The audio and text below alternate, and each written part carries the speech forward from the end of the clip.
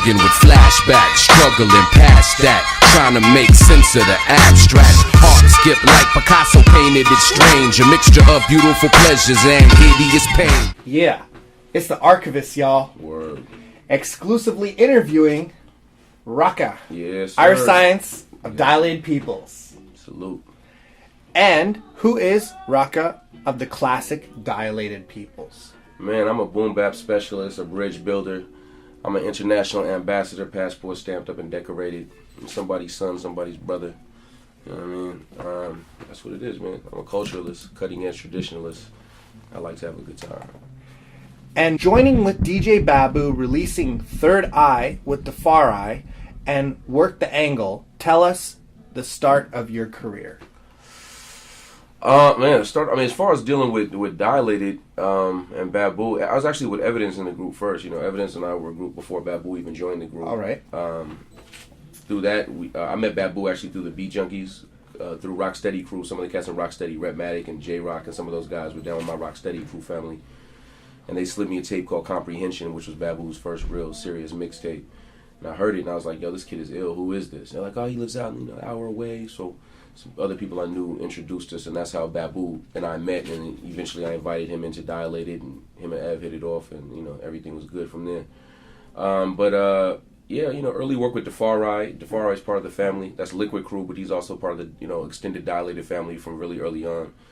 The Far Eye we've known through Liquid, and Dilated is associated with the Liquid crew, affiliated. But also Evidence and the Far Eye had a long history of, you know, studio work together. Ev producing a lot of work for the Far Eye. And so through that we had the Third Degree joint. We had quite a few records with the Far Eye on it over the years. And obviously Babu ended up being in the group, so you know, here we are today. And imagery, battle hymns, and political poetry, Fatliners, let us know, collabing with Redman. I don't even know if Ev's gonna. I think Ev has put a gag order on anything involving that. But since we're in international rules apply, man, we crossed the border today, so I could talk about it a little bit. You know what I mean? All right. No, it was actually our first album. That was, you know, our early group, and imagery, battle hymns, and political poetry was our first album, full length album that we recorded for Immortal Epic. It was never released, but you know, that's the era where that doesn't matter. So it's, you know, it circulates, people get it, but it's, you know, it's a long time ago. You know, cats were a lot younger, didn't have the seasoning and experience that we have now. So it was kind of a to hear some of the tracks back then. Some of them are really incredible, and some of them are like, ooh, you know, like nails on the chalkboard. You know what I mean? But working with Redman on that was great. You know, that was somebody we always looked up to as a live performer, as a songwriter, personality. We work with Exhibit on that. We work with quite a, you know, at the time we were signed to DJ Lethal from House of Pain to his Lethal Dose Productions, so he produced a bunch of stuff on there. Overall, it was a great time, man. And a collab with Kanye West, This Way, 2004. That is massive. How did that happen? You know, it's massive now. At the time, it wasn't really that big a deal. You know, to be honest, Kanye West hadn't even put out his first album yet. Actually, John Legend is singing the chorus on that. He didn't even have a record deal when he sang the chorus on that. Wow. So it wasn't like as if we called, you know, Kanye and John Legend are on our single right now. You know, this was really early on, and both of, you know, in fact, to be honest, Keisha Cole actually sang the original hook on This Way, and Kanye called and was like, yo, I'm gonna be coming in town in a couple weeks. I got this new artist named Legend. I'm gonna be shopping his record deal, and I think his voice would sound better on the track, the tones and everything. Keisha's still dope, but I think I want to put Legend on here instead. I'm like, if it sounds right, you know. I wasn't really, you know, tripping either way as long as it sounded good. So, you know, it was really a situation where, you know, the record label wanted us to work with somebody outside of who we normally work with. They gave us a list of people that they were really excited about, and we were actually surprised that his name was on that list because we just knew him from a couple of Jay-Z records, but other than that, it was kind of underground, Talib stuff, you know, different things that were kind of like in our circle. So we were like, yeah, we roll with him. That's like one of the homies, basically. That's how we looked at it. And who would? I mean, I think Kanye probably was probably the only person that really knew that he was going to be like, you know, considered the most influential man in the world or whatever he's considered right now. But the session was ill. You know, it was a cool session. We learned a lot about recording. We toured together. He brought us on tour with him. After we did the record. So it was a lot of fun. But it was really early, man. So we don't piggyback off that. And worst comes to worst, an amazing classic with the Alchemist and Guru. Rest in peace. Your thoughts on a deep memory that you guys did? I mean, we toured with Gangstar. We spent a lot of time at D&D Studios. We worked with Premiere. Obviously, we worked with Guru on that and on the remix. So I mean, Guru was just the big brother, man. He was around. He was there, whether he was working or not. He would always come by D&D. We would see him all the time. Touring with him as part of Gangstar. We did Gangstar Rage Against the Machine tour, a bunch of spot dates here and there. Like I said, a lot of recording sessions. And we even did some stuff, early Guru's 7.0 stuff, when he first went solo with his first solo project. We even did some stuff like that. So, I mean, just a really solid dude, man, really good dude, really 100 type cat. Always wanted, he knew how to party, but he also knew how to drop jewels and give gems to us, and that that balance was there. So, rest in peace, Guru. That's one of the most important people. Gangstar, one of the most important groups in the history of hip hop music, rap music, hip hop culture. So to be able to have worked with them, toured with them, chilled with them, drank with them, smoked with them, whatever, partied and learned a lot from them, that's a blessing right there. I still talk to Preem. Preem is still my man. That's still the OG. That's still the big brother right there. I miss Guru. I miss Gangstar. I miss that there won't be another, new Gangstar. To know that there's not going to be new Gangstar material being recorded or whatever is. Makes you listen to the old Gangstar material with new ears, So, rest in peace, Guru, for sure. And your connection with Swollen members, let us know some history, especially on behalf of Van City and Battle Axe. You know what? To be honest, I don't even remember how I met. Mad Child is, at the time, was from Rocksteady crew. I was Rocksteady counsel at the time, so he was one of the MCs in my crew. He's from Vancouver, but he got in, I believe, battling in San Diego, if I'm not mistaken. He got in a battle in San Diego with some of the Cutfather and some of the cats down there just to test him and see where he was at. To tell you how long ago it was, Prev was a strict vegetarian that didn't drink or smoke, and I don't think he had any tattoos or anything either, so a lot has changed.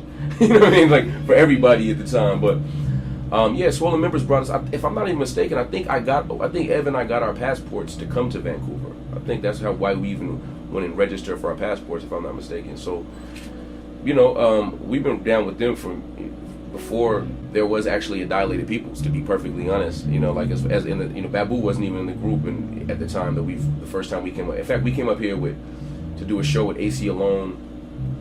Cutfather was up here and Dilated, and we just, that was the first time, I think, doing a show out of the country, and first time, obviously, in Vancouver. So, Swollen members family, Battle Axe family, with their shouts to Rob the Viking and all of them, they've been pretty much down with us since day one, really. So as far as this incarnation of Dilated. And jiu-jitsu, and doing this with the Gracies, we'd love to know about this remarkable craft. I love jiu-jitsu. I did martial arts my whole life, and jiu-jitsu is Brazilian jiu-jitsu, Gracie jiu-jitsu is probably, it's not even probably, it's my passion. It's like my personal passion. Some cats get into whatever they get into, but for me, after studying many different martial arts over the years, like, I can honestly say Brazilian jiu-jitsu, that's physical chess, and that's how we move. It really is my passion. It's a great physical fitness. It's great self-defense. It's great mental exercise, physical exercise, and the family, the Gracie family, which is the family that pretty much created Gracie Jiu-Jitsu, which is now known as Brazilian Jiu-Jitsu. That's my family, that's my crew. So they support me, I support them, and they take what I do and our brand and our logo and bring it around the world on their gis when they fight. And I serve as a cultural ambassador to hip hop and martial arts, and represent Gracie Jiu-Jitsu around the world as well. And the platform signed to Capitol Records. Let's know about that experience. Yeah, we had a situation where we were doing a lot independently. We had a lot of 12 inches moving. We were doing our own concerts, getting everything moving, and Capitol stepped to us. Well, actually, I think maybe Def Jam might have been the only label that didn't really step to us with an offer. if I'm not mistaken. You know, I'm not trying to overstate the situation, but it was pretty much every, you know, it's a bidding war. It's a bidding war. Somebody wants to put a check down, everybody wants to put a check down. So it was just that, there was that type of situation. And at the end of the day, Capitol didn't have anything going for itself. They were like, listen, we don't know how to work a rap record. We don't have a rap department.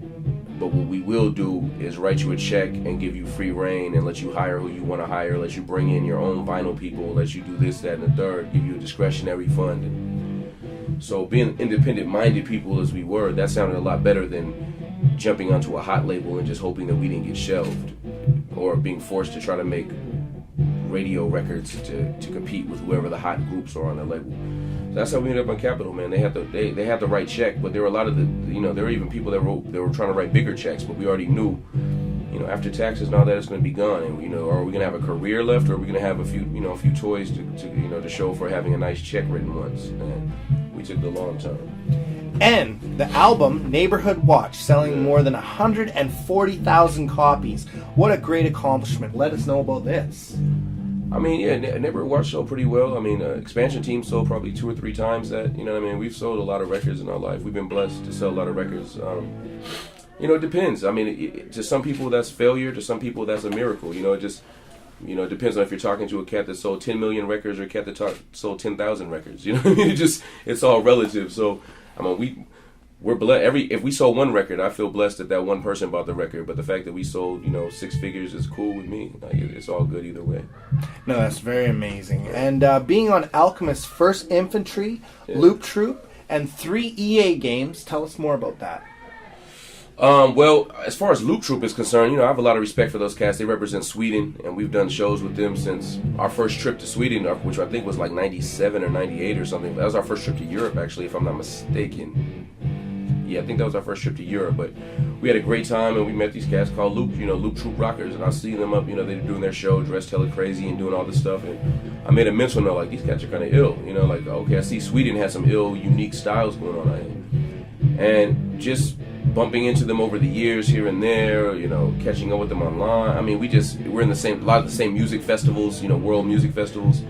And when they were working on their last album, they asked me to come down and do a song with them for their project. They were actually in LA for a while. They stayed in LA for, I don't know, a couple of weeks, a month. I'm not sure how long they were in LA, but they came out and hung out for a while. And I actually went and recorded it at the house they were renting in LA. And we stayed. I just saw them a couple of months ago in Austin, Texas at South by Southwest. You know, all those guys, real cool cats, man, real cool cats. How was that show, South by Southwest? I did 5 showcases, so the one that I saw them at was actually a Rhymesayer showcase that Evidence was doing, and we were just Babu and I were just special guests. But yeah, it was really cool, man, always cool, and I like those cats, man. They're definitely ambassadors for the culture, for sure. And you can't hide, you can't run. How do you feel about hip-hop today and what needs to change? I mean, hip-hop today is bigger and stronger than ever. It's also more and more parasites than ever attached to it. So, you know, I personally have no problem with it. I think it's a situation where, if anything, it's just diluted, and you have to go out of your way to find the real out there. But there's more and more talent than ever out there, just as much as there's more and more nonsense than ever out there. But I don't mind if I have to, you know, filter through all the nonsense to find that one good gem. That's life. You know, you got to go through a lot of carbon, press a lot of carbon, dig through a lot of rocks to get to that precious stone. You know what I mean? So I don't mind. That's the era that I come from anyway. I came from an era where there might be 2 rap records in the whole record store. You got to find them. If you heard, you know, we kept the boxes on record with the tape already in the deck, because you never knew, like, a record by, you know, that's why a lot of the cats from my era, a lot of their mixtapes, the first 2 seconds of every song is cut off because they barely got to the box in time to hit record to take the pause button off. You know what I mean? Because they were so amped for it. And so, you know, that's what it is. So I have no problem with hip hop culture. Yes, it's diluted. Yes, it's polluted. But that just means you got to just deal with a lot of nonsense. But it also means that more than ever, people that were uncompromising in their approach can now get their music out, and I'm hearing some incredible things out of that. You know, when people don't have to play by one particular system, it's going to make things evolve in a different way, a different pace, different directions, and I'm appreciative.